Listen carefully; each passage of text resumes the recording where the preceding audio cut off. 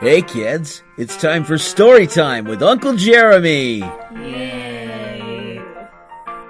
Hey everybody, welcome to day 3 of NaPodPoMo.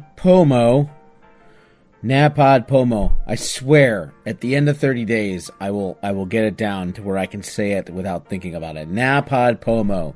National Podcast Posting Month. NaPodPoMo. Or as I've been calling it, Podvember. Yeah, that sounds so much better. I don't know, the marketing people really should get into that. Podvember. Podvember. Adam Curry, if you're listening, come on, man. Podvember. So much better. Rolls off the tongue. Way easier than NaPodPoMo. Anyway, this is story time with Uncle Jeremy, and I'm going to divert from the typical. I say that like we've been doing this forever. We've been doing it for 3 days. So I'm going to talk about something a little controversial today, a little different, a current event, stuff that's been in the news, been all over the Twitter. Yeah, all over the Twitter. Yeah, that's right, I'm adding the to things, like the Twitter. Facebook used to be called the Facebook. But anyway, I've seen it all over the Twitter, and I have a theory that I have not seen yet. About something. So strap on your tinfoil hats, kids. It's time for story time with Uncle Jeremy. I have to ask a question. A question that not many people have asked before. In fact, I don't think anybody has asked this question before, but I'm going to ask it now. And I have to add a caveat. This is a theory. This isn't necessarily how I believe things are to be. But it's a theory that I'm going to make because I'm allowed to. And I just have to add a caveat there. This is just a theory. This is not what I necessarily believe. Just a theory. Okay? My question, the question I have to ask, is, what if Michael Jackson wasn't who we thought he was? What if Michael Jackson wasn't who we thought he was? Yeah, you're probably wondering what I mean by that, but I'm going to get into it, all right? In the past few weeks, we've heard multiple stories of horrible people doing horrible things in Hollywood. You got Harvey Weinstein. You got Kevin Spacey. Today, Danny Masterson from That 70s Show has been all over the news. You can't escape it. Jeremy Piven. You could go on and on. There's a list of people that have been accused of doing horrible things to people in Hollywood. Let's be honest. There's been one person saying something about this for years, and everybody's laughed him off. That person is Corey Feldman. Corey Feldman, if you don't know, he was a child actor. He was in Stand By Me. He was in The Lost Boys with Corey Haim. He and his friend Corey Haim were known as the Coreys. I grew up in the height of Corey's fandom. My sisters, they all had the Teen Beat magazines, and the Coreys are on there, and their, teased up hair and all that. They were very, very popular young actors.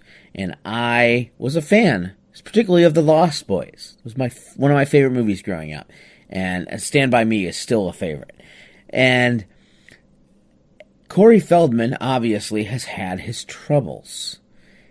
Drugs, alcohol, you name it, he's been through it. A lot of child actors do that.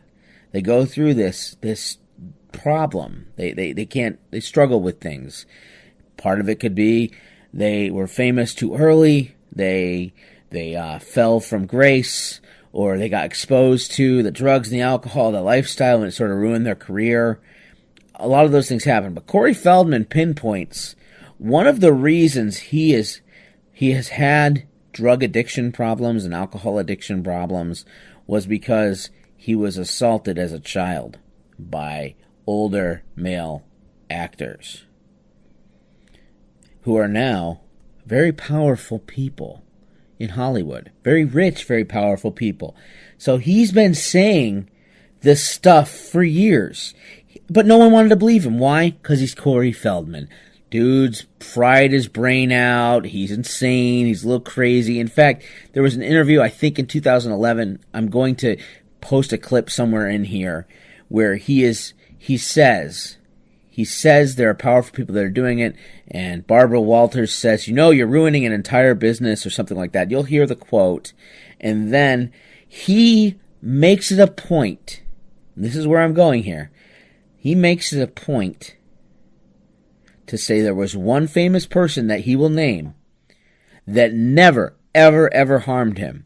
I'm saying that there are people that were the people that did this to both me and Corey that are still working. They're still out there, and they're some of the richest, most powerful people in this business. And they are. And they do not want me saying what I'm saying right now.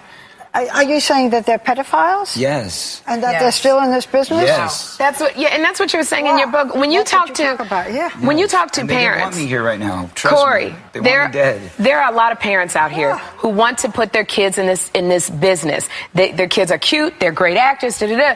What would you say to a parent who just has the best of intentions, who's coming here with their child? If you're saying that there's a lot of predators in this industry, it's a many-feathered bird. Okay? Be careful what you wish for. That's what I'll tell you. Don't go into it with naivety. Don't go into it thinking that it's all roses and sunglasses. You're damaging an entire industry. I'm sorry, I'm not trying to. I'm just trying to say that it's a very important, serious topic. You said that there was one gentleman in the industry who did not take advantage of you. He was not a pedophile. You said it was Michael Jackson. Of all people. Michael Jackson. Yes, he points out the one guy who years ago was always accused of doing horrible things as the one person who never did anything horrible to him as a child actor. So now we're starting to see the curtain get pulled back in the past few weeks on just how gross Hollywood can be. And how Hollywood is, how gross it is. The news, in the news, powerful men like Bill O'Reilly have been accused, and he swept his stuff under the bed by paying people off and things like that. So it's all over. Powerful men, in particular, not a lot of women. Powerful men are acting like gross monsters. So what if Michael Jackson, knowing how show business was to children because he was a child star with the Jackson 5. If he knew how show business can be for a child, what if he was doing everything he could to save kids from horrible people? What if horrible people tighten the hats, the tinfoil hats a bit? What if horrible people are behind the accusations levied against him?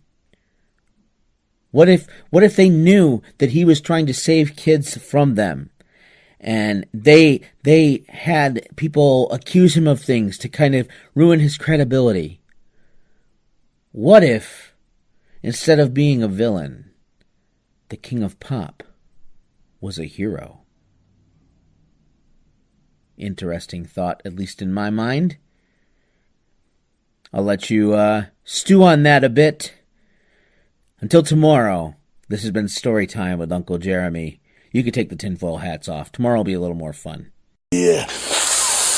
Man! Wow, man, freaked out! If you like what you hear here, you might like my other podcasts with my sons. Because I Said So, a father and son's podcast.